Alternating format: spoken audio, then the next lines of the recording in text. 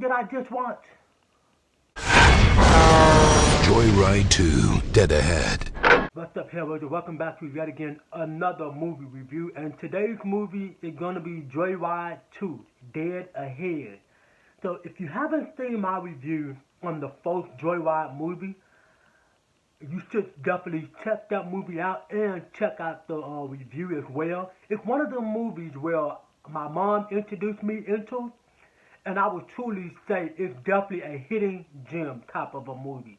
You know, you sit down, you see Paul Walker, may he rest in peace, you see Steve James in this movie with this crazy truck driver who will stop at nothing until he gets his physical hands on both of them boys. Check out the first Joyride movie. But with all that out of the way, we is now at Joyride 2, okay? I will be reviewing all the Joyride movies, and maybe we'll do a ranking of all of the Joyride movies. I don't know how many there is, because this is the only one. Joyride 1 and 2 is the only one I saw. I know there's a part 3, but I don't know if there's a 4. If it is, let me know in the comments, but I'm going to end up finding out anyway.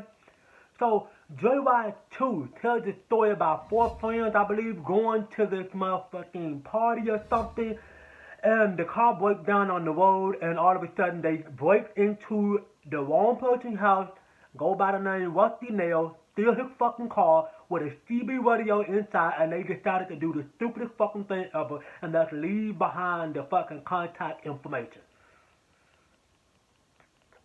Okay, so every once in a while, I like to watch a movie that has no pros.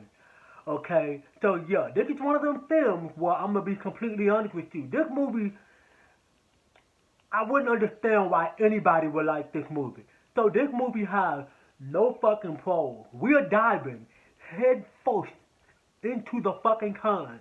I'm finna whip this movie to shit. This movie does everything wrong, and nothing is good about this film. So to kick things off with my first con will honestly have to be Rusty Nails.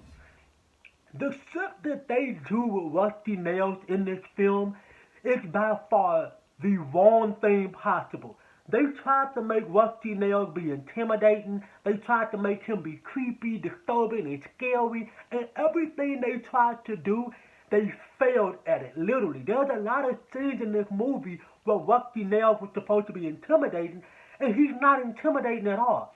In the first film, Rusty Nails, was intimidating. He was frightened. He made you feel him. Just his voice alone was enough to make you feel him. In this film, you just feel like you're talking to your brother or your uncle on the phone who's just having a very bad day. That's how Rusty Nails feels in this film. Another thing about Rusty Nails in this film, I feel like they tried too hard to make him be so scary. In terms of what I mean by that is that he's just trying to fuck with the character rather than make them feel him.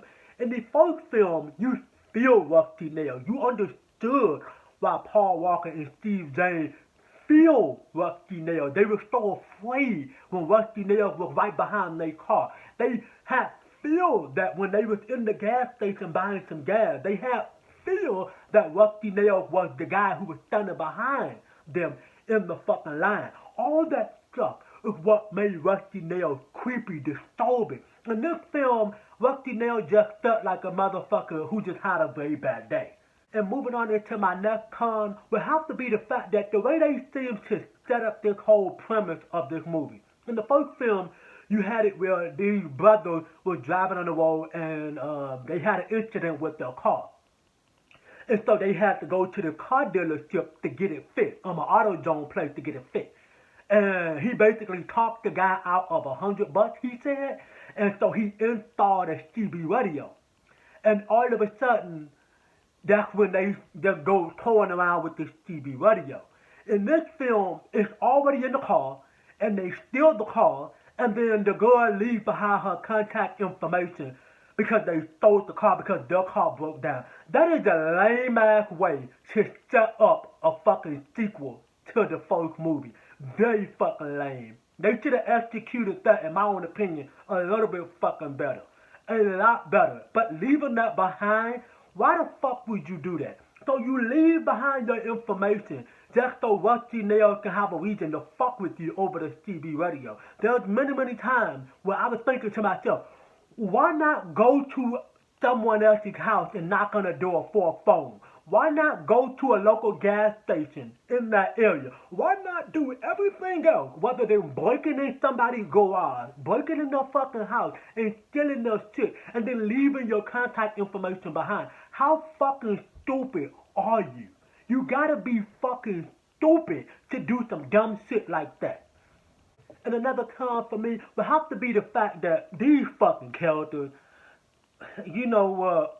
movie characters make real life people look smarter than it's not. Okay, I've seen a lot of dumb shit that people do in real life, but in this movie, there is a lot of characters that would do stupid shit just for the sake of doing it. The acting is so fucking bad. The quality, we'll get to that just a second. But these fucking characters is so fucking dumb. There's this bad boy in this film where everything about him is fucking fake. He has fake piercing, he has fake nose ring, all that shit. These characters are by far some of the worst fucking characters in the history of cinematic.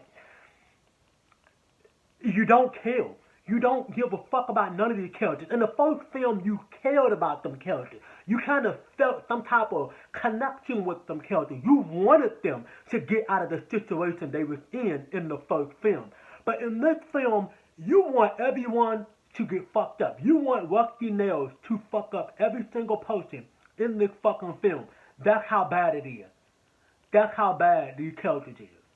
Another con for me, and my final con, will have to be the low budget bullshit and the quality dip away from the first film to this film. Holy fuck.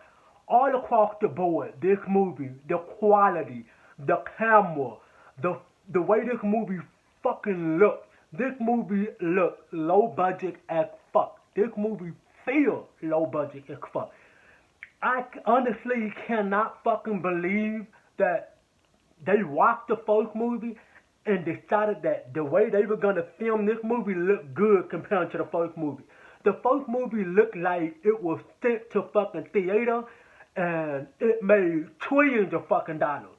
This film looked like somebody made this in a old ass junkyard and just put some weird ass shit in the background just so these characters can go out through the movie doing stupid shit. I mean, this whole movie is absolute dog shit. Literally, absolute dog shit. And what do you do with dog shit? You pick it up, tie it in the back, and you throw it away. This movie literally deserves to be thrown in the fucking trash. Don't watch this movie. And I hate doing that, but this movie is just that bad. This movie gets a massive fucking F, okay? Fuck this movie. This movie does everything wrong that is wrong with horror movies and thrillers today. And I honestly can't believe that there are people out here who like this hot garbage, but for me, I don't fucking like this movie. But anyway, that's gonna wrap up today's horrible fucking movie review. If you want to get in touch with your boy, social media link will always be in the description down below. And I hope to catch you Hellraisers in my next video. But just before I let you go, make sure you drop a like on the video, subscribe to the channel, and fucking turn on that goddamn bell notification so that way when I drop another lit video for the channel, you'll be the first ones to get it. Peace.